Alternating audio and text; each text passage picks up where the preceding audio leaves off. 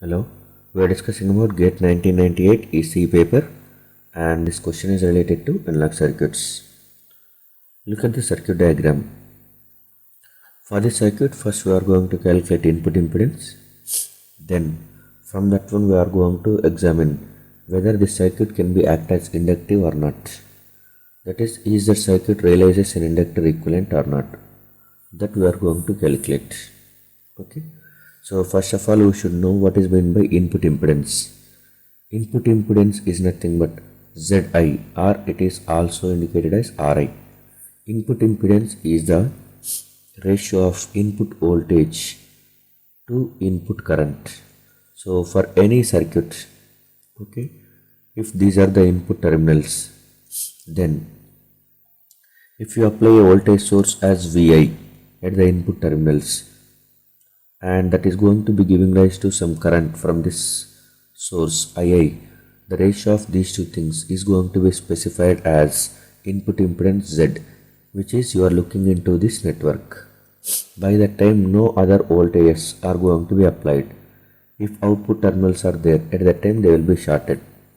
Okay, so simply there will be no other voltage source except this Vi should be there to calculate input impedance. If any other voltage source is there, that is also having effect on network, so that we cannot able to calculate actual input impedance. So we are going to calculate Z of S, that is input impedance. Z of S is nothing but Vi of S divided by Ii of S. So simply I am writing it as I of S. And this I of S is the current which is coming because of Vi of S. So this is I of S. Now choose this point as node A. This is the node A, let us assume. So we are going to apply KCL at node A. And we know that one important characteristics of ideal op amp. We know so many important characteristics. Out of that one, two are very important, which will be useful for the analysis. Okay, ideal operational amplifier will have open loop gain of infinity. Because of that one, okay, we can write output is equal to AOL times of input differential voltage, which is a property of differential operational amplifier.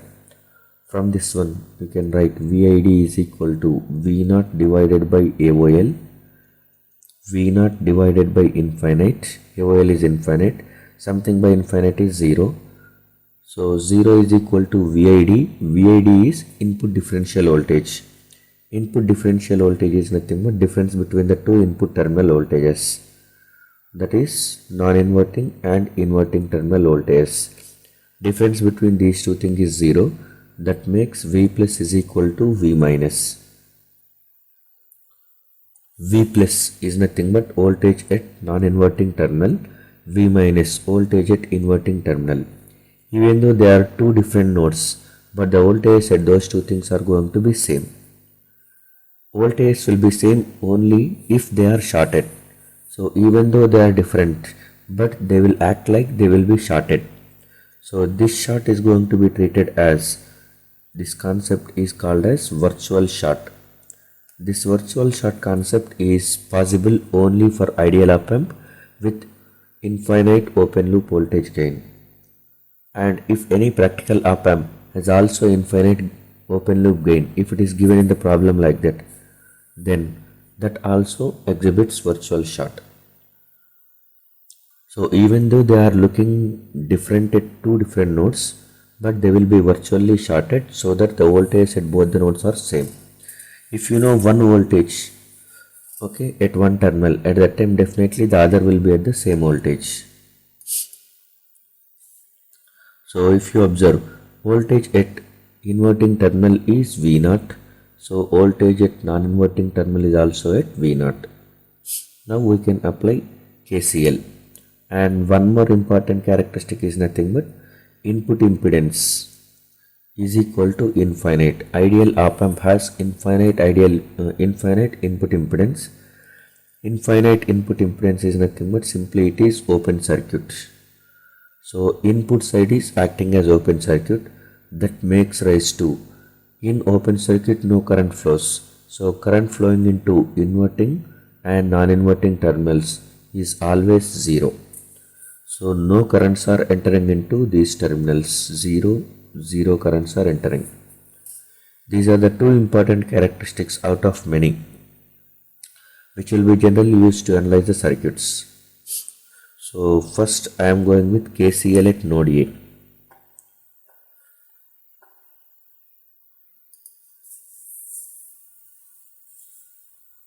Okay, KCL at node A.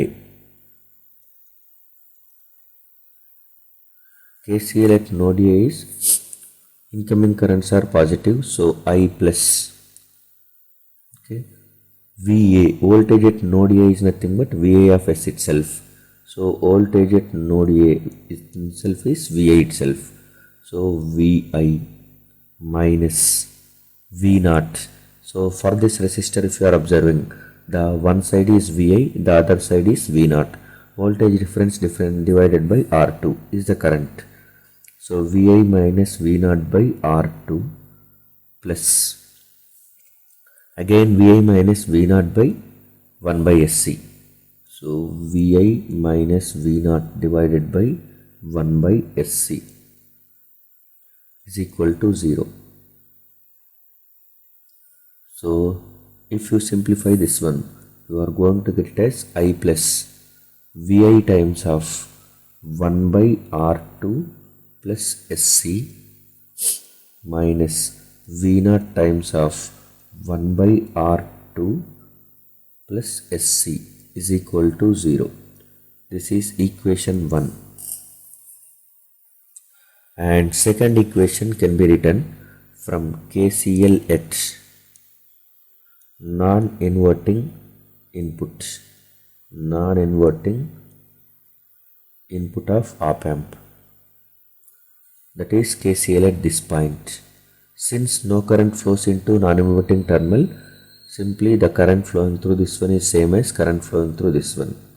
So current flowing through this is V naught. At V naught itself, if you are writing also, you can write V naught minus VI divided by 1 by SC plus V naught by R1 is equal to 0. From this one, V naught, if you are taking common, it will become 1 plus SC plus 1 by R1 is equal to SC times of VI. So you can write it as, after simplification, it will become SC R1 plus 1 is equal to SC R1 VI.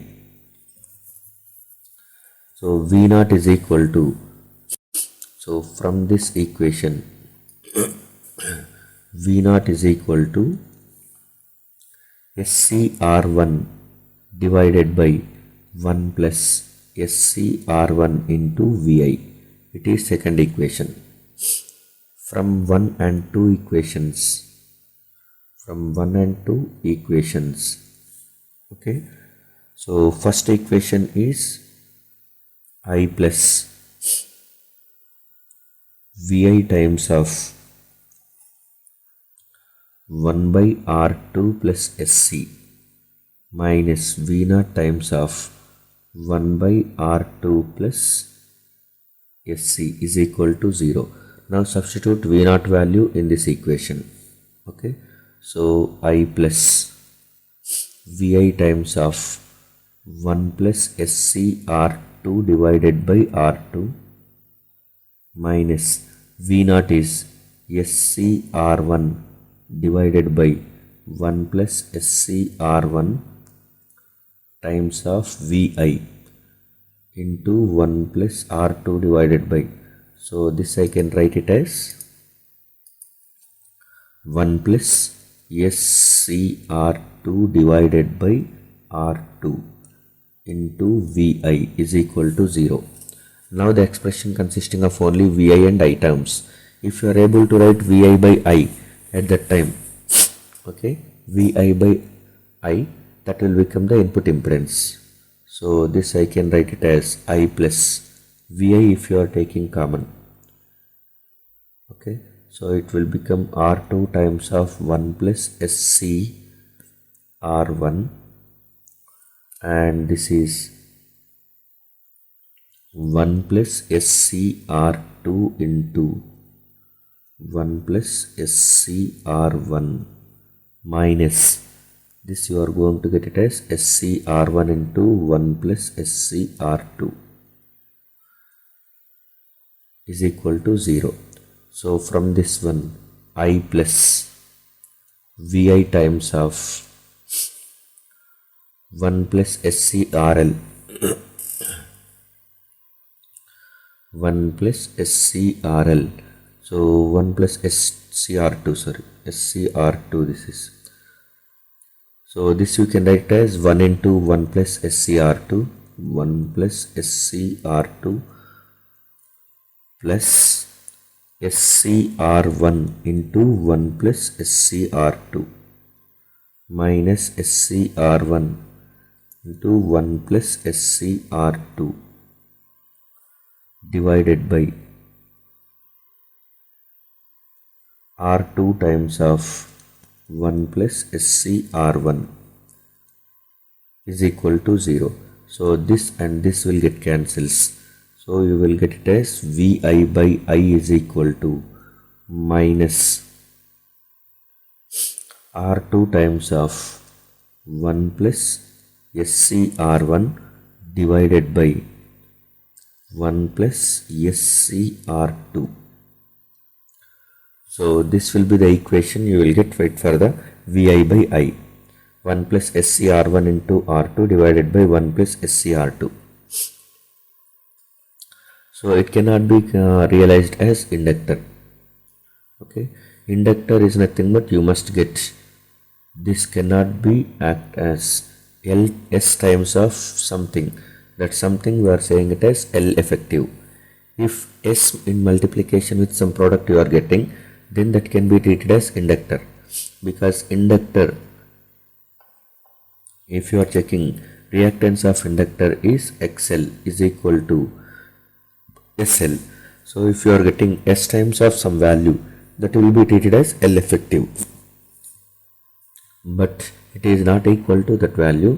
So this is Zi, okay, that is Z of S, and it cannot be realized as inductor, but the input inductance is input impedance is this value minus R2 times of 1 plus SCR1 by 1 plus SCR2.